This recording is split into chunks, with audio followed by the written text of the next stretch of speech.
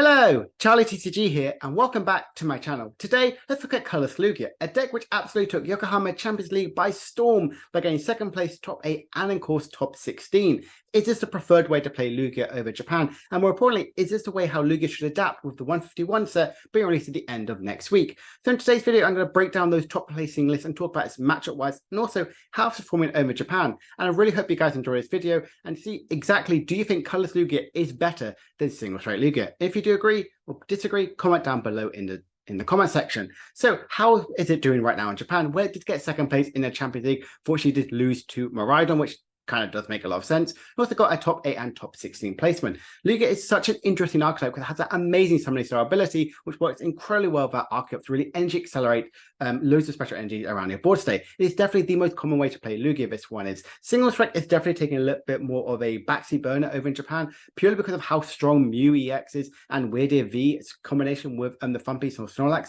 Lugia is absolutely a powerhouse of that color sort of dark deck, really using that Snorlax in the early game, forcing your opponent to go with loads and loads of single prizes, and finish strong with either big attacks from Lugia, Weird and of course Mew EX copy any of your opponent's active Pokemon's attack. So because of that, it is really a tier 1 and tier 2 deck, ranging about between 6 to 40% of the meta most weeks. So definitely Lugia is a big powerhouse there, and it really does focus on lots of colorless attackers, not relying too much on like luminous energies or single strike energies or any rainbow energies at all. We have really focusing on those real key colorless attackers. I mean, they have a whole plethora of different energies to play around with. So Lugia is honestly incredibly good right now in the meta right now, especially going in with colorless build here. It does come a bit of reliance on the multiple different attackers, but I'm going to jump into these lists right about now. So this is the second place list in the Yokohama Champions League, and I'm going to break down exactly why this is potentially the right way to play Lugia. A 4-3 line of Lugia V-Star is definitely the most common way to play. You need to have your highest counts of Lugias out on the board state as possible.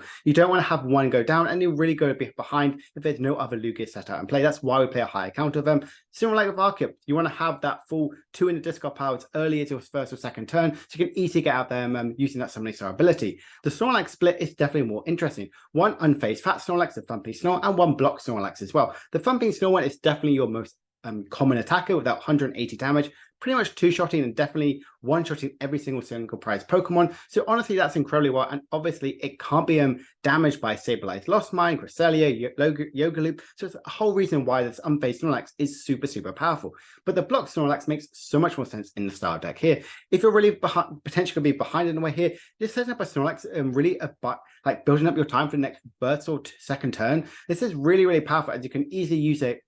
Abuse that sort of factor with the likes of having 4 copies of Boss's Orders, really slow down your opponent. Not many decks do play that many switching cards, normally 1 or 2, like in a Scare Up and a Switch. No one's really using Penny, no one's really using any of these really key switching cards apart from the Lost Box of decks here. So Block Snorlax potentially really did win this player so many more games. 2 Luminion, it definitely makes the most amount of sense. We want to get that Dinner's Resolve or Professor Banner as earliest for going first or second, making sure that you can first turn or second turn, making sure you can easily get that summoning star out as quick as possible. And we other really good attackers. Drapion V really helps in me matchup, as well as also the Gardevoir. Luxray is really powerful. It's a single prize attacker, which also hits for 180 damage and KOs Lugia V-Star and Palkia V-Star as well, which is really key. And this Mew EX, which honestly is incredible and definitely a main reason about why this card is insane. Obviously has that reset ability, which is if you draw into your 3 cards in hand, and there'll be an attack for 3 colorless energies, use any of your opponent's active Pokemon's attacks. Think of the likes of Radiant Greninja, using likes even opposing Lugias, or even more importantly, Giratina V-Star's 280 damage, which is so much damage with this Mew EX can instantly copy it. And we also have 1 copy of Pumpkaboo. We want to have a Pokeball searching out to try and bump out that stadium. We're not playing that many, there's no like quick balls to guarantee anything like that. So I generally like having that 1 copy of Pumpkaboo. Now, the item cards I like, and also it's a bit interesting the way here. They purely focus on just getting Pokemon. 2 copies of Great Ball is probably the highest placement Great Ball has ever been. You just look at the top couple cards of your deck and add a Pokemon you like in that. I really like that in that sort of option here, because you play a high count of Pokemon, so you're guaranteed potentially going to be hitting it. Then 4 copies of Ultra 4 copies of Capturama. Veroma is very much a staple in Lugia V-Star decks. The rest of it, Sportalized, we play 1 copy of Zinnia's Resolve and 1 copy of Professor Barnett. Both of these are really good for that discarding effect, whereas Zinnia does in fact get to discard from the hand and you draw equal to the amount of Pokemon your opponent has in play, whereas Professor Barnett instantly searches through the deck to discard those Archeopters. Really good discarding effects here, as well as also using 2 copies of Professor's Research, because it's always good to dump the hand, draw some more, and it's definitely one of the best supporters right now in this deck. And then we also play really good disruptive cards. 3 copies of Iona and 4 copies of Boss's Orders. The 3 copies of Iona definitely is where Lugia is kind of like fitting in this one, because you're using lots of single price attackers. Potentially your opponent might be trying to like boss around loads of your opponent, your Pokemon, try and get those V Pokemon there, so you can really punish your opponent with using that Iona, as well as also that Boss's Order as well. 4 copies of that, really abusing the fact that you play lots of these block Snorlax, as well as also these low damaging sort of Pokemon as well, so you can really chase over for those attacks.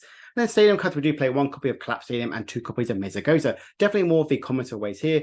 Collapse Stadium can get rid of that Luminion V, get rid of that liability, whereas Mesagoza guarantees a flip to, hopefully, fingers crossed, you get one of your Pokemon of choice.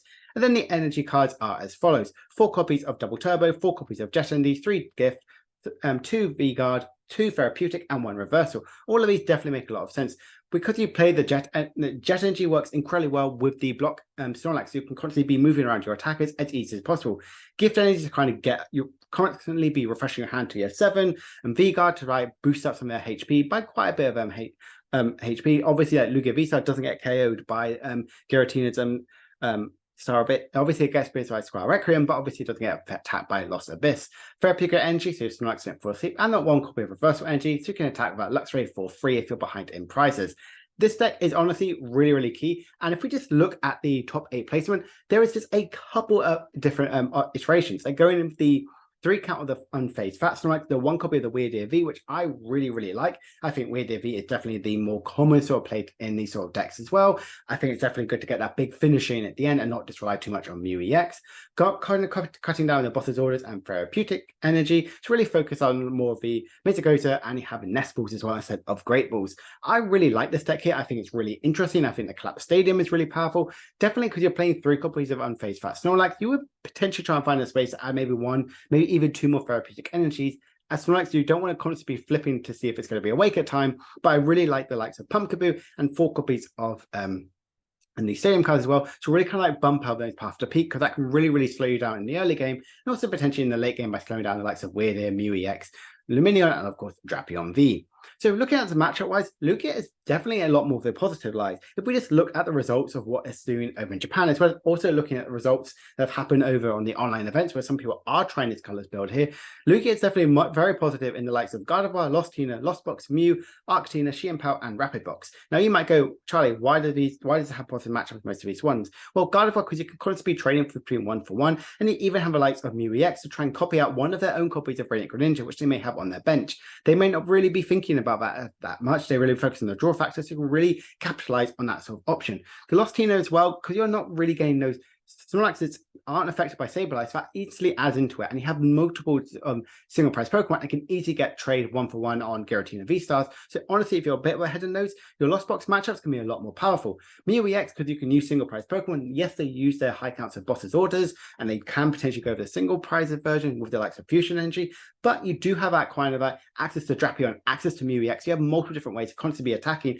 as well as also Weird Ear V as well. Arctina definitely caught a little bit by the wayside, but you still have a really good matchup into that. Whereas the likes of Xianpao and Rapid Box, Lugia definitely does incredibly well into both of those sort of matchups. Next is the definitely likes of Charizard and Miraidon. Now you might go, Miraidon makes a lot of sense, but why Charizard as a potentially a negative matchup? Well, it does have a huge amount of HP, which Lugia definitely will take a long time to try and get up to that big sort of damage output. It's not going to really reduce any damage from the V-Guard Energy, and potentially Charizard can easily get the big one-hit KO on the Weird Ear after we've taken 1 to 2 prizes. So that's definitely the reason why I put Charizard negative matchup.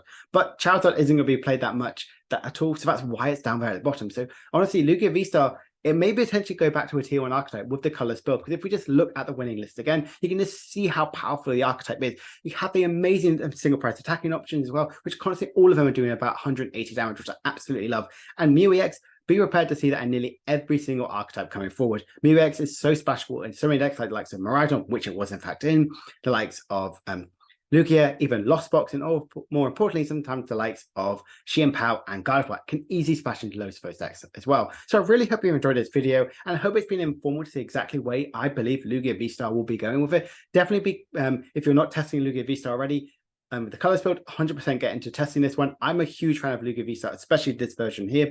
Single strike version, you're all about that big one hit kill. While this one here, you can take your time, it's a tiny bit here. You can slow down a little bit with your opponent with the likes of block energy and really do these huge amount of damages in the late game, likes of Mew EX, and potentially I would put in a Weird Ear V as well. So if you enjoyed this video, please make sure to like and subscribe and comment down below, where do you think Lugia Colorless is going to fit in the meta?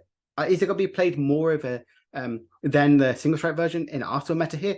Or is it going to be like, it's very different to how Japan's playing Lugia? I'm really, really excited to see how it's going to be evolving as 151 evolves until we get Paradox Rift in a couple of months' time. So my name is Charlie TCG, and I will see you guys later. Bye for now.